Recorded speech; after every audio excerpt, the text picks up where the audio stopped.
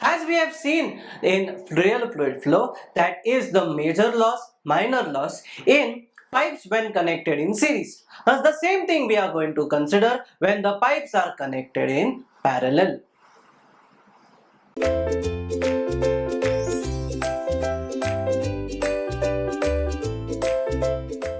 So we have two pipes. Let us consider this as pipe 1 and pipe 2, which are connected in parallel for pipe over here.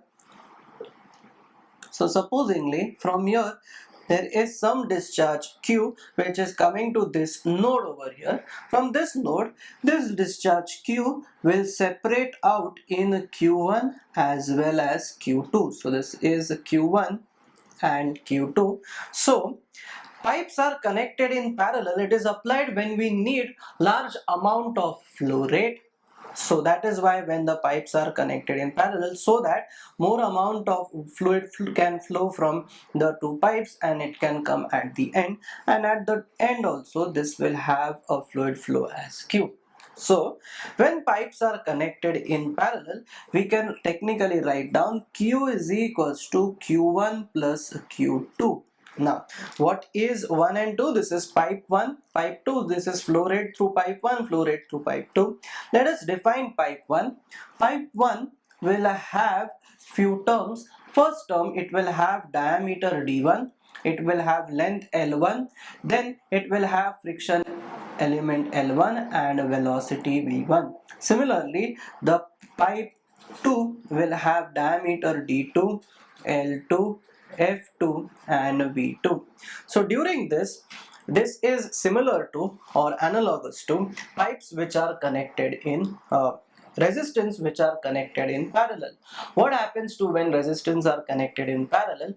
There from a junction, so let us draw that first. So this is a terminal which is connected. From here there are two resistance connected in parallel, so plus minus. So the flow rate over here, that is current, will be I1 for resistance R1. For resistance R2 it will be I2. What remains constant over here is the potential difference.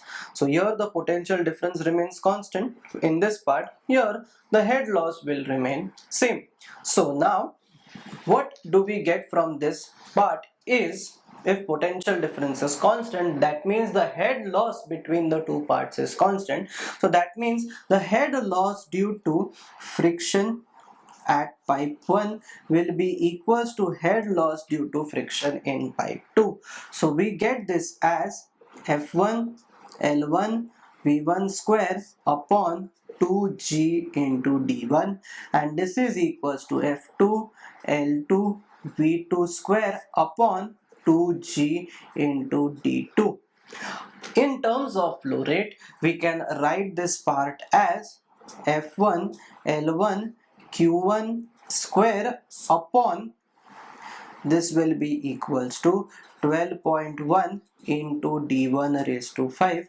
This will be equals to F2 L2 Q2 square upon 12.1 D1 raised to D2 raised to rather 5.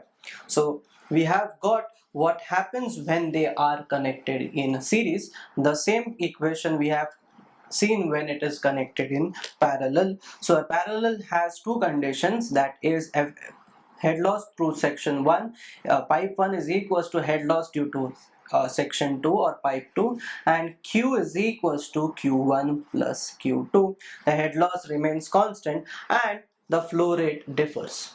I hope you have understood what happens when pipes are connected in parallel and its analogy when resistance are connected in parallel. Thank you.